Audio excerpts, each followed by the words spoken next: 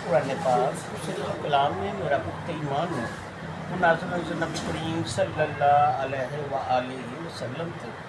कि अल्लाह और अल्लाह के रसूल का वास्ता दे के सवाल कर रहा मेरे सवाल का वाजिया जवाब दो। इंतहाई परेशानी का सबब है कारोबार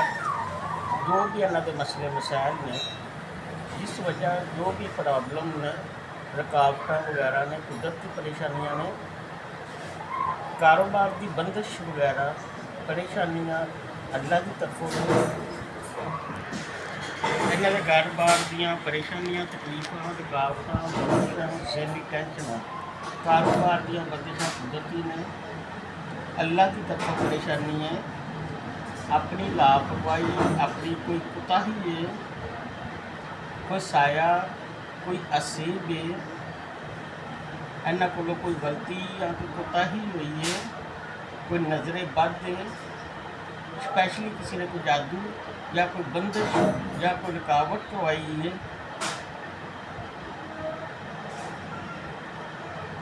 यह कुरान पाक वाज़िया और सच्चा जवाब है। इन्होंने उत्ते कोई नज़र है नज़र की वजह तो परेशान ने अपनी लापरवाही कोताही है अपनी कोई वजूहात ने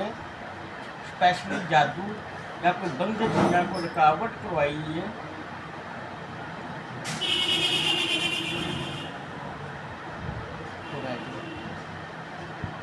मैं आपको कहना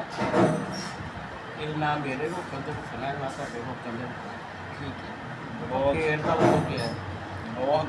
ताकत नाल फिर गया जी वो मैं इस वास्ते गया ना तुम थोड़ा जहा सुना रहे हो ना नहीं नहीं मैं वैसे मैं क्या नीचे ना जरा नीचे इंग्लिश से लिखना आप हो परेशान हो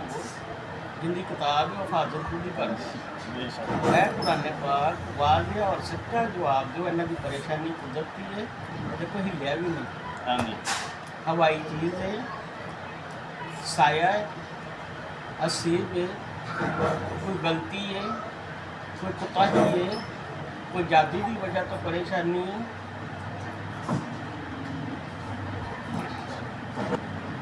और कुछ नहीं है कोई ताड़ी मरदी मैं तो मुकना ना मैं तो मुकना ना करो ए कुरान पाक वाज़िया और सच्चा जवाब तो पक्की गल है इन्होंने को कोई गलती हुई है कोई हवाई चीज़ है कोई साया है कोई असेब है नज़रे बद है जादू की ही वजूहत है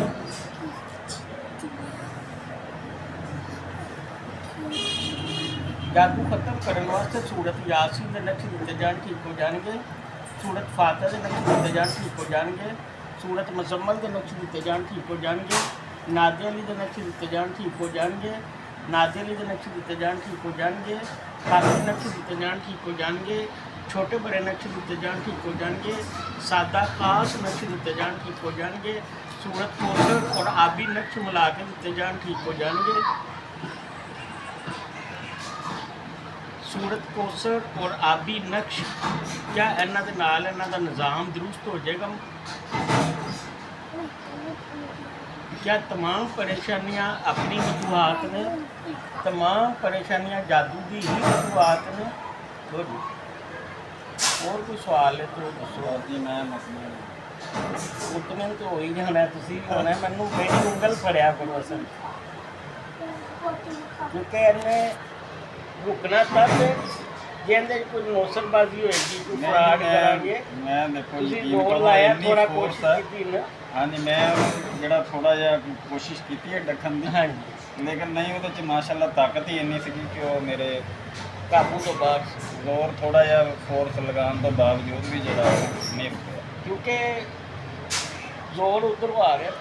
हाँ जी बेशक अल्लाह खुद पुराने पाक के बारे में बताते कि ये मेरी ज़बान है इसको मैंने ज़बान की सूरत में उतारा जी और अच्छा अल्लाह मैं को थोड़ी गल शेयर कर जी लूँ करें असल ਦੇ ਵਿੱਚ ਸਾਡੀ ਵਾਲਦਾ ਨੂੰ ਜਿਹੜੇ ਜਨਾਤ ਸੇਬ ਦਾ ਸਾਇਆ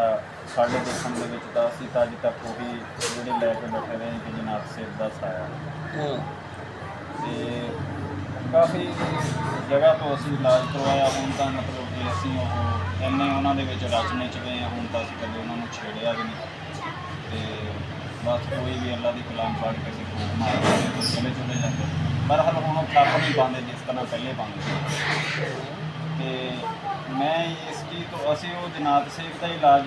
ਵਾਲਦ ਸਾਹਿਬ ਨੇ ਸਾਡੇ ਨੇ ਕਰਵਾਇਆ,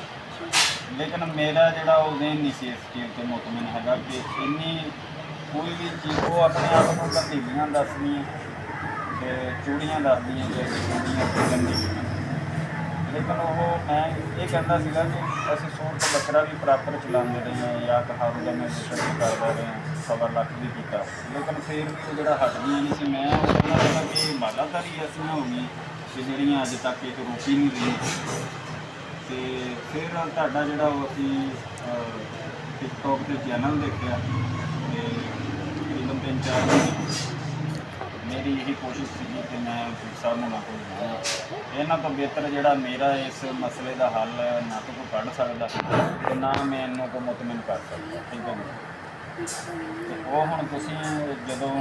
ਇਸਤਿਖਾਰਾ ਕੀਤਾ ਵਾ, ਪੁੱਛਿਆ ਵਾ ਕਿ ਜਾਦੂ ਜਨਾਤ ਸੇਬ ਦਾ ਮਸਲਾ ਜਾਂ ਕੋਈ ਮਤਲਬ ਕਿ ਜਨਾਤ ਸੇਬ ਦਾ ਮਸਲਾ ਜਾਂ ਜਾਦੂ ਦਾ ਮਸਲਾ, ਤੇ ਉਹ ਨਿਕਲਦਾ ਪਿਆ ਜਾਦੂ ਦਾ ਮਸਲਾ। ਤੇ ਉਹ ਫਿਰ देखिए मैंने यही पूछा कोई हवाई चीज़, हाँ जी, कोई साया, हसीब से नजर बद, इसमें कुरान नहीं घूम रहा। जी, अब कुरान घूम रहा है जादू की। हाँ जी, अब जो मर्द है, अभी देखिए आपने सारा कुछ कर लिया लेकिन वो चीज़ें नहीं गई। हाँ जी, बिल्कुल इसी तरह ही नहीं है। उसका इलाज होगा परफेक्ट। जो चीज़ अल्लाह बता रहा है, अल्लाह के नबी सल्लल्लाहु अलैहि वसल्लम फरमाते हैं जब किसी काम की समझ ना आए तो उसका इस्तिहारा किया करो। हाँ जी, बेशक। ठीक है, सबसे पहले ये नहीं है कि कुरान का इस्तिहारा, बड़े कुरान के बहुत सारे इस्तिहारे हैं, जी, हम उनसे मदद लें। अल्लाह ने कुरान में अर्ज़ फरमाया कि मैंने इंसान को ताकत दी, मैंने इंसान को शऊर दिया,